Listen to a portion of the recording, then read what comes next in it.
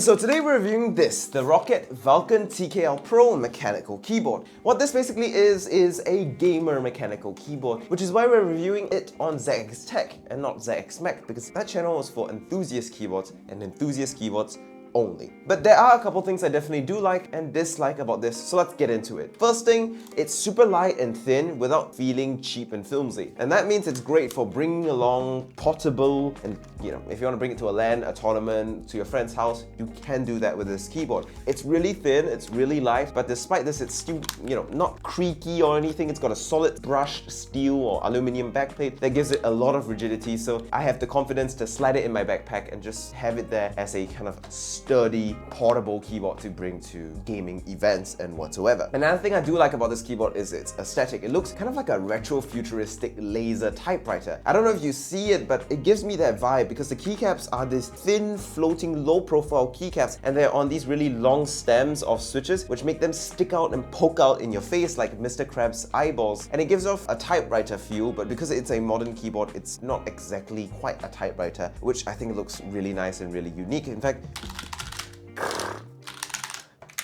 I can imagine myself using this like a typewriter. That'd be pretty fun. I actually also like these keycaps quite a bit. They're really thin and might be a concern for cracking if you're really hard on your keys because they're just normal standard plastic ABS laser etched keycaps, but they have a very interesting look. They look very unique and I absolutely appreciate it because of that. Another thing I do like about this mechanical keyboard is the volume knob. I don't know why volume knobs went out of fashion for a bit, but I'm glad they are back in full force because volume knobs are awesome, and to see them on this keyboard is a nice feature to have, especially if you're, say, streaming and you need to constantly be tweaking your volume depending on what kind of media you're consuming so that your stream can enjoy it properly. So that's nice to see. It's also very heavily reprogrammable, be it the RGB or the button layout or anything, because it has Roccat's really quite decent software that you can download from their website, which is also not a major plus, but a nice thing to have for sure. And the next thing I also really like about this keyboard is its optical switches. Now, I love linear switches when they're optical because they are so damn smooth. And the reason for this is because optical switches are a lot easier to make smooth than your traditional linear switches. In a traditional mechanical linear switch, you've got a metal leaf spring mechanism that needs to actuate by you pressing the switch up and down, causing a lot of friction, a lot of physical contact, which is going to create scratchiness, create roughness, and it's not going to be the most desirable. But on a optical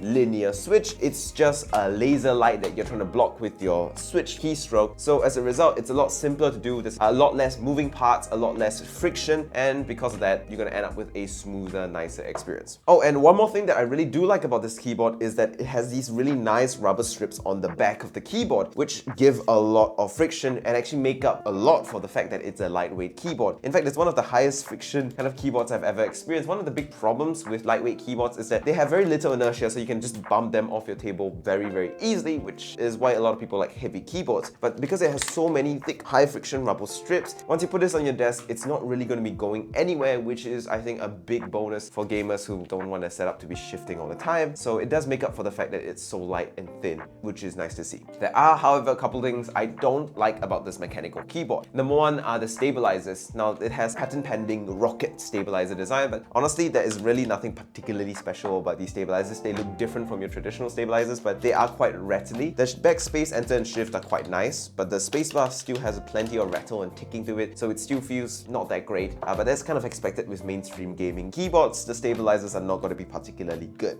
If Roccat put a bit of lube in there, I'm sure it'll get a whole lot better, but because this is a lone keyboard, I'm not going to open it up and mod it for them, so there's that. Another thing I don't like about this keyboard is definitely the fact that the keycaps are a bit fragile. I've said this just now, I'm going to say it again. I'm very worried about these keycaps over long-term usage because they are really, really thin and they're just ABS, so they are probably prone to cracking if you're really aggressive with your ADs on this keyboard, which is going to be a concern depending on how hard you game. But thankfully though, this is a Cherry MX compatible stem, so you can literally just put any average old keycap on here and have a good time. No worries about compatibility at all. It's just that if the keycaps do break, you lose the fancy aesthetic that I think is one of the main draws I have with this keyboard. So in conclusion then, should you buy the Vulcan Pro TKL mechanical keyboard? Now, it's not particularly earth-shattering in any particular way, but it does have a couple of things going for it that I do appreciate, mainly in the form of its portability and in terms of its rather unique looking looking aesthetic with everything floating and exposed, I think it looks very unique and very special in its own way. Whether it's the right choice for you is a completely different question because it depends on who you are. Now, as a custom keyboard lover who likes really enthusiast stuff, this is obviously not going to be the right keyboard for me. But if you're someone who's looking for a light keyboard that is thin, portable, and also great for gaming with those linear optical switches that are super duper smooth, the Vulcan Pro TKL might just be the right option for you because it's just a simple, linear, optical, TKL, RGB-fied gamer keyboard, which I think is what a lot of people are looking for. And with that, thank you guys so much for watching this quick little short review of the Roccat Vulcan TKL Pro keyboard. I'll see you guys around. Make sure you like and subscribe if you enjoyed this video and you want to see more. And all of to you guys for watching towards the end here. And if you did watch to this part in the video, comment